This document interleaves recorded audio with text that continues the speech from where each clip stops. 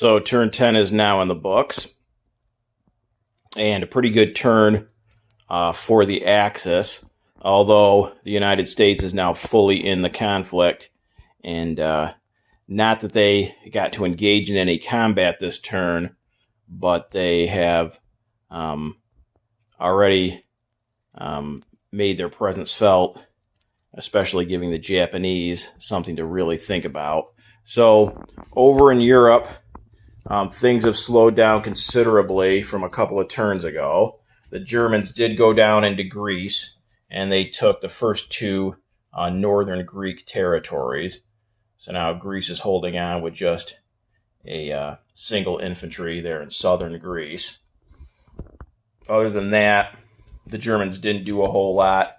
Again, they're moving units towards the border with the Soviet Union. They did buy 8 self-propelled artillery this turn, and they're able to put 8 in a territory with a major factory because they do have improved factories. They also built 4 more U-boats. And again, that was really about it. Germany's probably going to annex Romania this turn, putting them on the border with the Soviet Union there in southern Russia. So that'll be a little bit of an increase for the Russians.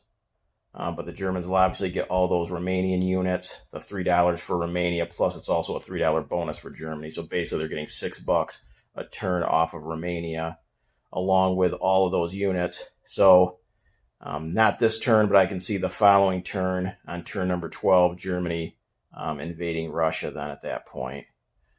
Really not a whole lot of sense in going into Romania if you're not going to then eventually springboard into Russia, or wait for several turns. Just continue to give Russia the extra money because you have a territory bordering Russia now.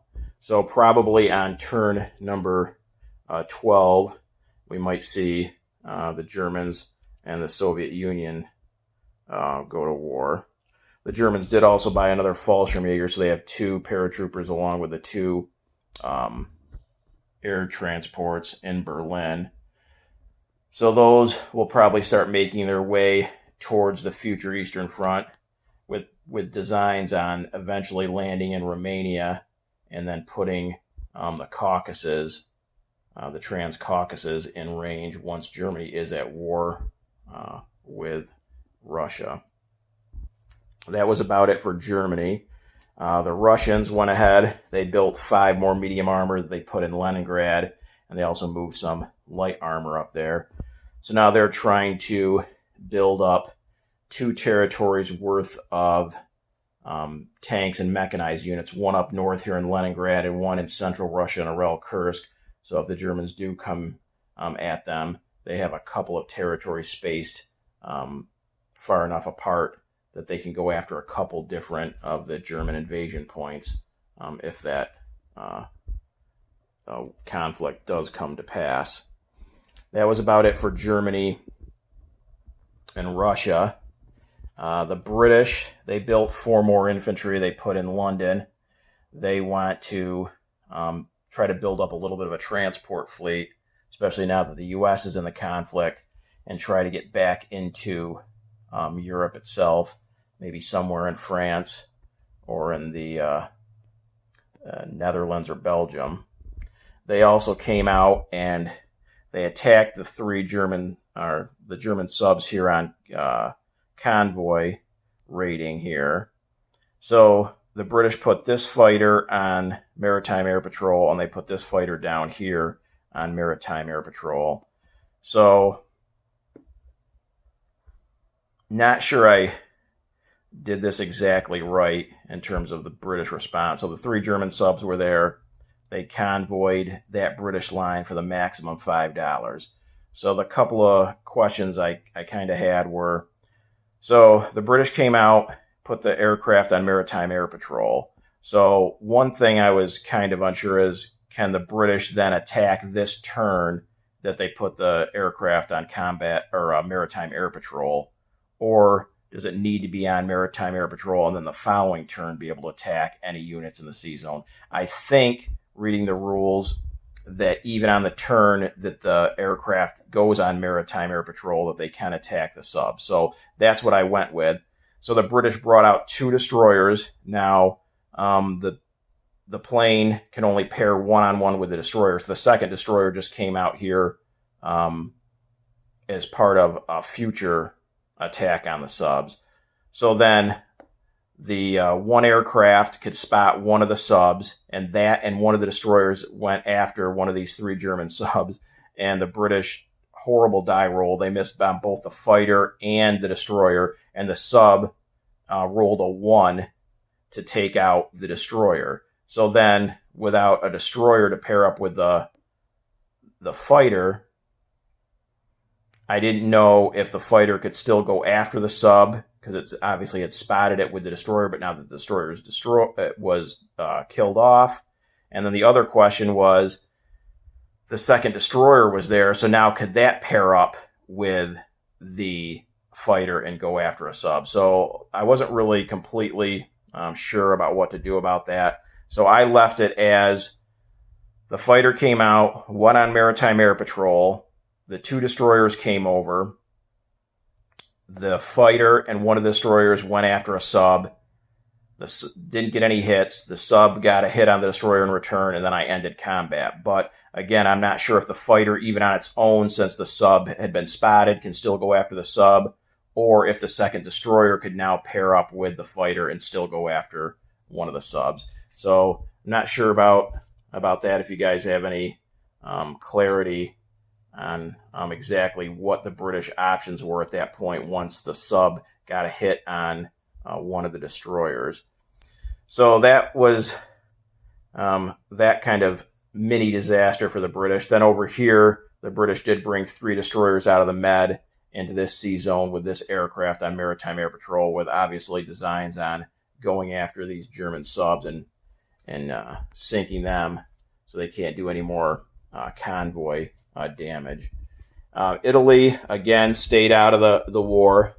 They built another fighter. So in northern Italy, they've got 3 fighters sitting there. So they're building up a decent air force. They still have 2 fighters and a tactical in Cyrenaica.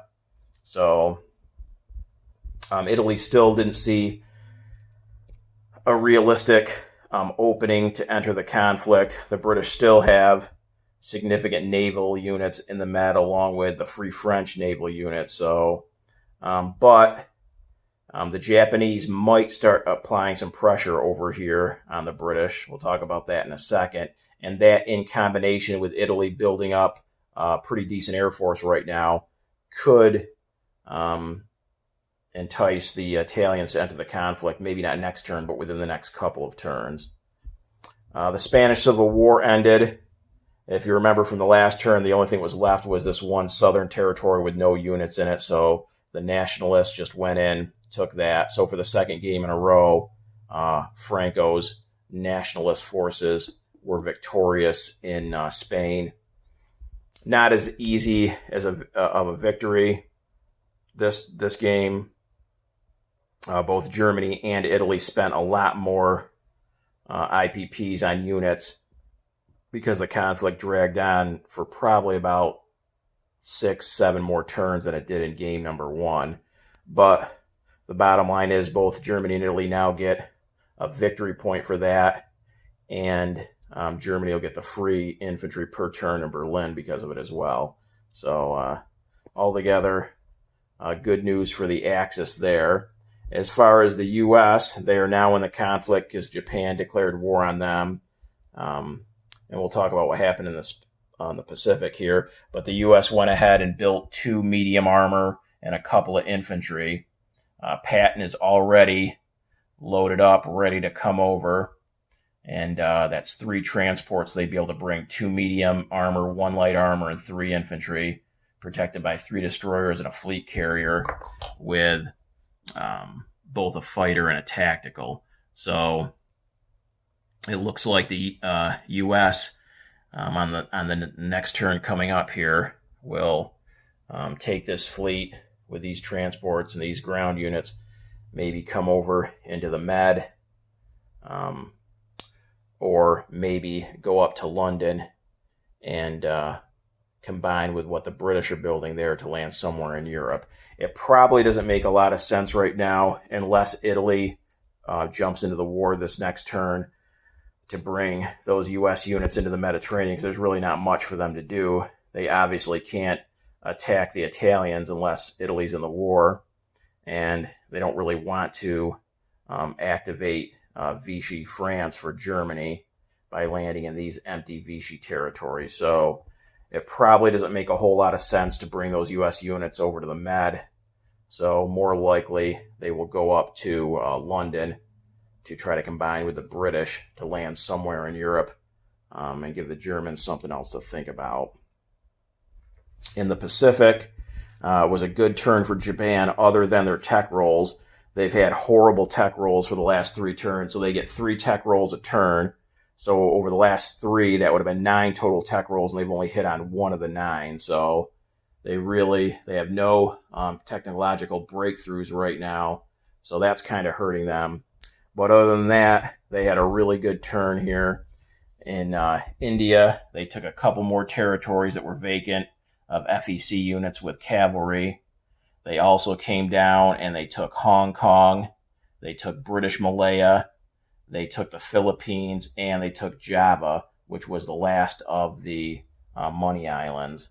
So as you can see, basically almost all of India minus 2 empty territories, all the way through Southeast Asia and South Pacific is all Japanese. So they're getting a bunch of bonus income. I think they get like $9 worth of bonus income from certain territories they now possess here in the South Pacific. The FEC has 1 unit left on the board, at least on the Pacific side, and that's this militia in Ceylon. So the Japanese really have no threats at all over here on the Indian front, which is going to allow them to concentrate mostly on the U.S. now. They did bring some ships over here, and they started convoying the Australians. They took the maximum $2 off of that. And seeing these ships coming their way, the Italians, or the Australians, which don't have much of a navy, went ahead and kind of retreated, trying to get out of the way of the Japanese naval forces. All that is a destroyer, a cruiser, and a transport. But to leave it sitting there, that would surely have been destroyed here on the next turn, so they took off. The Australians put down 2 more infantry in Sydney.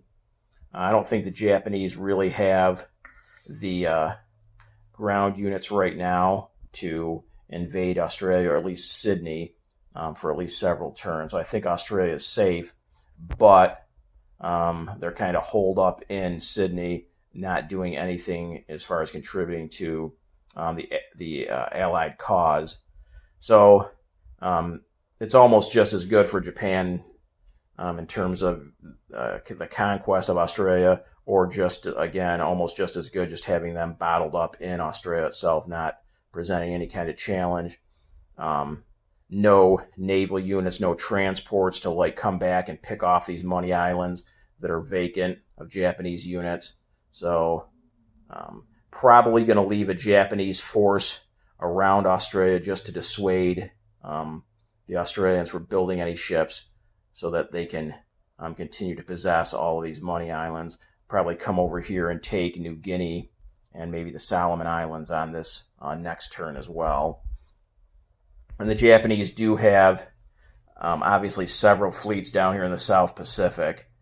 And altogether, you're looking at about 2 battleships, 3 fleet carriers, a light carrier, a battle cruiser, a couple of subs, about a half a dozen destroyers, a half a dozen light cruisers, 4 heavy cruisers, a bunch of transports. So Japan has some significant naval assets still on the board.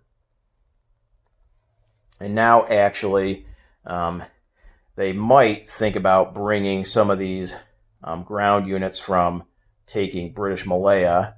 They have all these transports here to move them. Maybe pick up a couple of cavalry in India itself and they might actually start making their way through the Indian Ocean over here to Africa.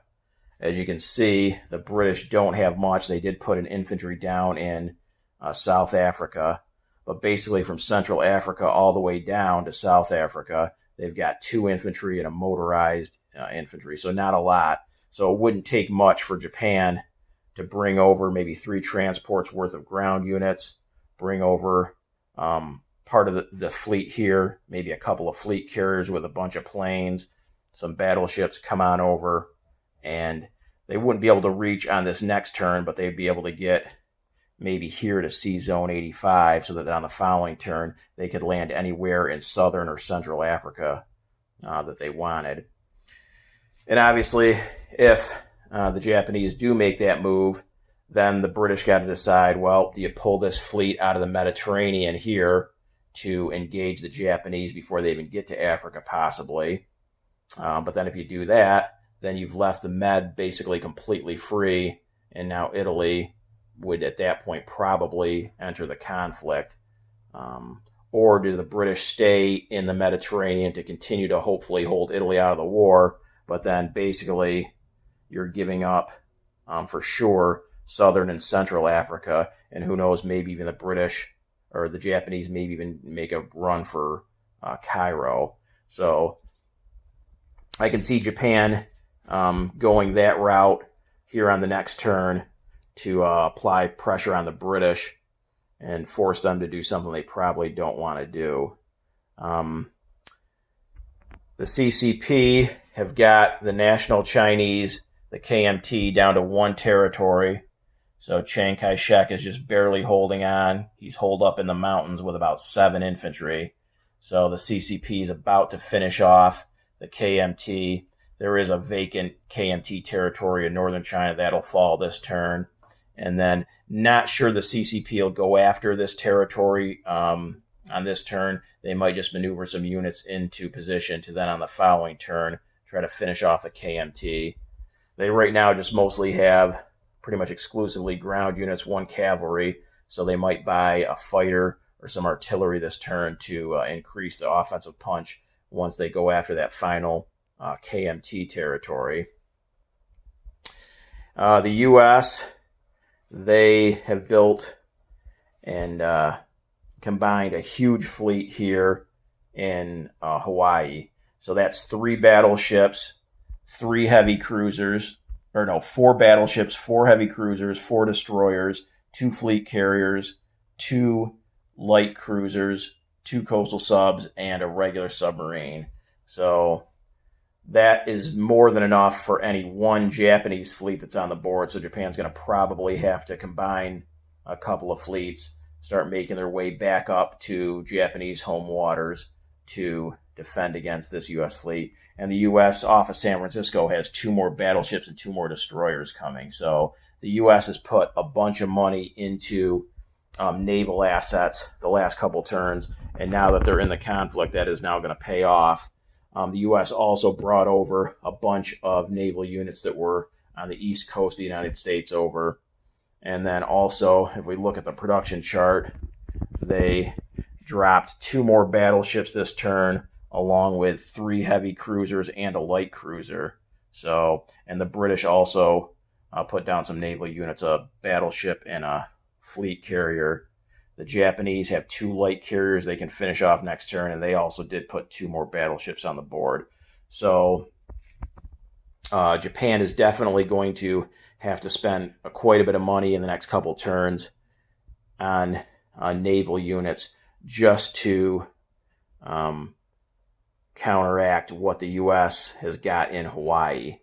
The good news for Japan is the U.S. doesn't have any ground units. They do have 2 transports off of San Francisco, but there's no danger of Japan being invaded anytime soon. The U.S. doesn't have the ground units or the transports right now, but I can see some major naval combat coming up between the United States and the Japanese here on turn 11.